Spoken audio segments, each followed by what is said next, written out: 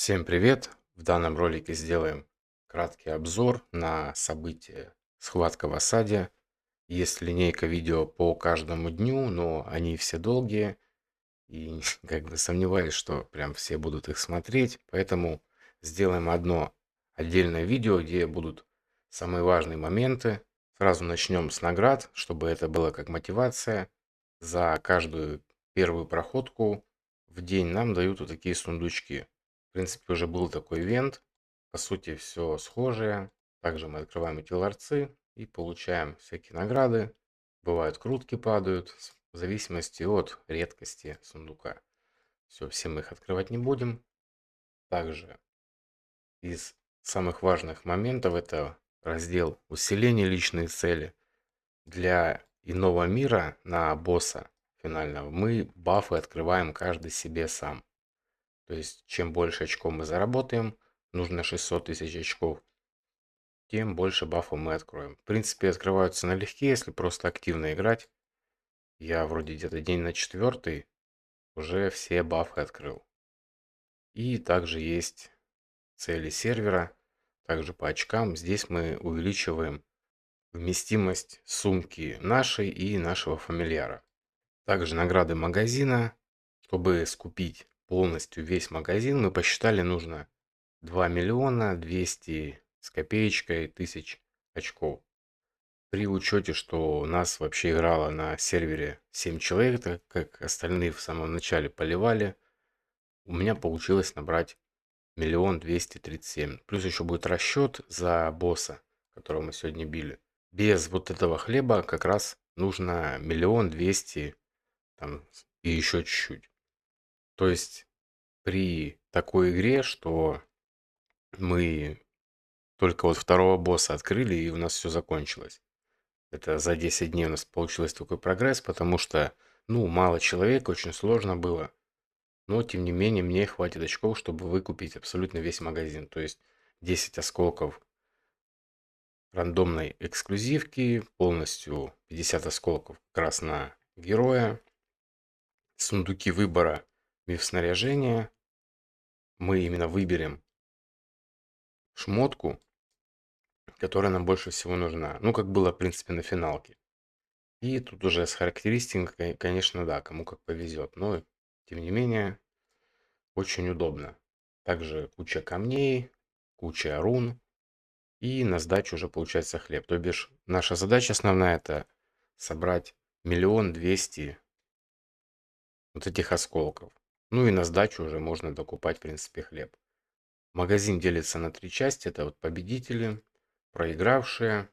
Тут награды верхние уменьшены в 2 раза. Именно осколки героев. Но важный момент, что если мы набираем 1 200 000 очков, то магазин у нас такой же, как и у победителей. То есть, если вы старались, активно играли, но ваш сервер проиграл, то, в принципе, ничего страшного.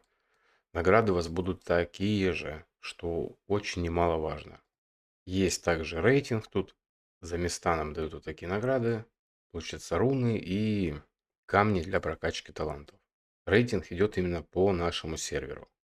Вначале выбираются командиры, которые будут нас координировать. Это главы топ-кланов и их помощники. Переходим во вкладку боя. Тут мы можем выбрать сложность, тренировка. Это у нас в любом случае будет стартовая, ее нельзя будет сменить. То есть один бонусный поход у нас будет в самом начале. И тут уже идем либо средняя, либо высокая сложность. На высокой сложности у нас получается добыча на 300% увеличена. Но модификаторов у монстров больше, что, собственно, осложняет сам бой. Также очень важный момент, я все равно советую вам использовать именно сложный режим. На данном вообще режиме каждый игрок очень важен. Даже если у вас персонажей толком нету, либо они очень слабые, потому что каждый вносит свой вклад. Если у вас очень слабый аккаунт, вы, в принципе, можете вообще без единого боя заработать много очков, просто открывая сокровищницы. Вы можете купить ключи, допустим, там 3, 4, 5, и просто пойти открывать сундуки. Вы будете прокладывать дорогу и, собственно, зарабатывать себе очки. Также Вот, собственно, такой инвентарь. У нас, получается, не открыто было еще 5 ячеек. Получается, максимальная 40 и тут 30. Так у нас выглядит карта. Когда мы входим в экспедицию, у нас есть эффекты. Всего 5 походов в день нам дается. Вот, сейчас зашел, допустим, вот у меня получаемый монстрами урон ядом 50%. И также баф на увеличение характеристик отравляющей стихии. То есть два бафа совпало конкретно на яд. Но у нас есть и отрицательный эффект. Это увеличенный урон сиянием по нам. Вот так выглядит карта. На вертолетах мы летаем. Так выглядят боссы. Это у нас открылся второй босс. Я попытки уже все истратил. Есть также на боссах рейтинг по урону. Вот такие награды. Тоже камни и сундуки выбора снаряжений. Тоже неплохо. То есть смысл набивать как можно больше очков на боссов. Босса убиваем, получаем награду. Связь стихии, гелик, ну и плюс еще там на сервер придут очки. Вот 30 тысяч очков. Просто за убийство босса. Также вот у нас мобы. Так выглядят элитные мобы. Допустим, жмем и видим модификатор, который именно на данной пачке находится. Также вот еще есть, если пустой баг, то у нас плюс к добыче, но минус к урону, и также к получаемому урону у нас идет плюс. То есть очень нам больно, урона наносим мало, но добыча увеличена. И также есть еще, вот так как мы на сложном, у нас еще вот второй дополнительный модификатор, который играет против нас. Тут вы видите шкалу, допустим, когда у нас полный баг, мы получаем урона меньше, наносим больше, потом мы тратим бензин у нас от 70 до 80, когда наносимый урон уже на 30% уменьшенный, получаемый увеличен на 30, но трофеи также увеличены на 30. И также, когда у нас топливо на исходе, то есть меньше 70, у нас получаемый урон на 70%, наносимый на 70 меньше, и также трофеи увеличены на 60. Желательно, конечно, да, допустим, там элиток каких-нибудь фармить на пустом баке именно для получения больших наград. Также, как я уже говорил, если у вас аккаунт слабенький, то входим, вот такие сокровищницы открываем. Когда мы к ней подойдем, нам нужно будет вот ключик использовать. Все, мы используем ключ. У меня сейчас их нету, и в принципе попытки я все уже истратил. И будем получать вот эти вот награды. Да, кстати, бой показать не смогу. Кому интересны именно сами бои, можете посмотреть любое видео из прохождений там любого дня. Там чисто бои. Но сейчас мы перейдем к основным моментам. Допустим, на какие пачки лучше вообще не ссылаться. Допустим, ну тут опасного в принципе. Нет, тут, допустим, вот этот шанс уклонения. Вот сюда, допустим, лучше не ходить, потому что он очень часто срабатывает, и вы просто моба можете не убить. Это первый момент. Также из самых опасных есть пачки, где... Не, ну это не опасное.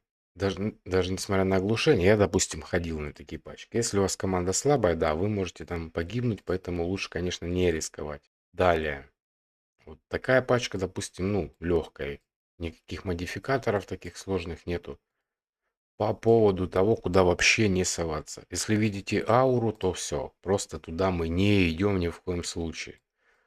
Аура здесь дамажит так, что просто можно офигеть. Тут тоже, в принципе, ничего сложного. Да, на таких вот можно все смело, спокойно нападать. Также, сейчас бегать искать не буду.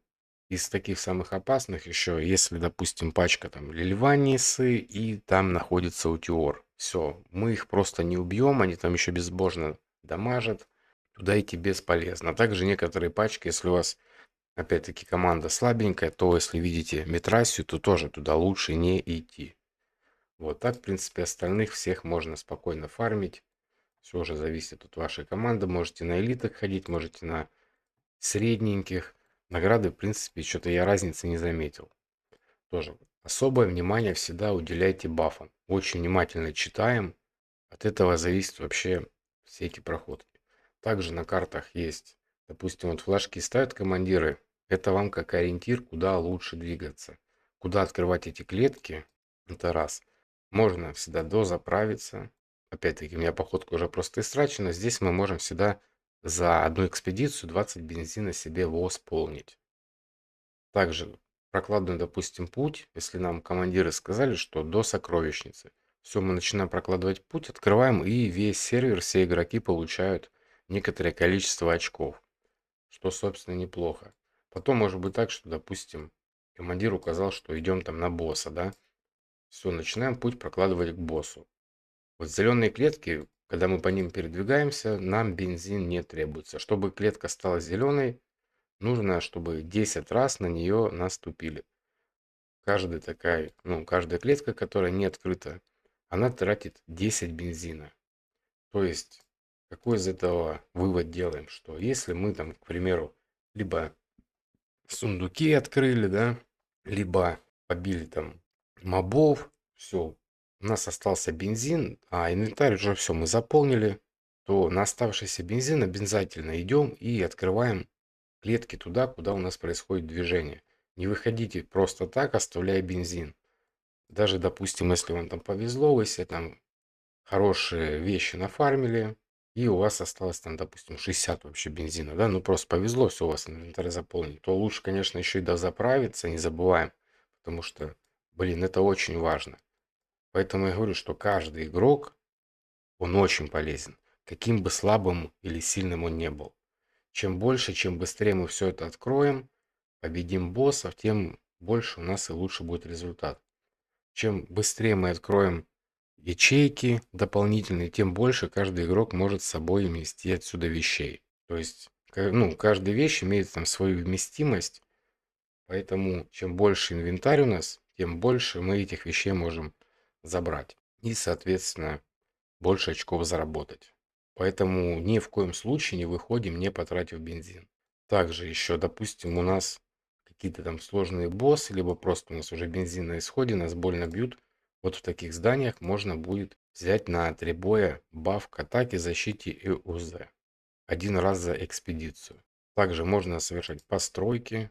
Допустим, видите, что там базу открыли, либо куда-то далеко уже ушли, все, вы можете сделать постройку. Тоже очень важно, за это тоже и очки дают. Так что тоже не забываем. Всю карту, конечно, ими забивать не надо, но тем не менее, что где-то там по пути у нас кто-то что-то сделал. Ну, допустим, взяли там зону отдыха, поставили. Все, но это опять-таки на бензин, который у вас остается. Если видите, что либо ключи вы все потратили, либо еще что-то, либо там мобу уже побили, все, тоже берете там, хопа, построили что-нибудь. Если этого нету, где-то там рядом. Одинаковые пихать рядом смысла тоже нету. Все, главное, чтобы вообще на карте это было. Так, еще из важного, что у нас? Вроде все рассказал. По боссам тоже, как я уже сказал, есть тут 3 босса. Мы открываем к ним путь. Бьем боссы, идут один день. То есть мы открыли и в этот же день их бьем. Все, отбили. Когда отбиваем 3 боссов, у нас открывается уже финальный босс. У нас он закрыт, потому что, семером мы тут ничего не сделаем. Поэтому еще раз говорю, что каждый игрок очень важен. Один, вдвоем, там, кланом еще не знаю, может быть, что-то и можно сделать, но там даже пачкой человек 10 вы абсолютно ничего здесь не сделаете. Тут именно коллективная игра, вот как-то так. Так, на этом вроде все. Кому там что еще непонятно, можете посмотреть линейку видео, либо пишите в телеграм-канале или в комментариях, где вам там удобнее. А так, что, до скорых встреч. Ждем режим уже на глобале. Всем пока.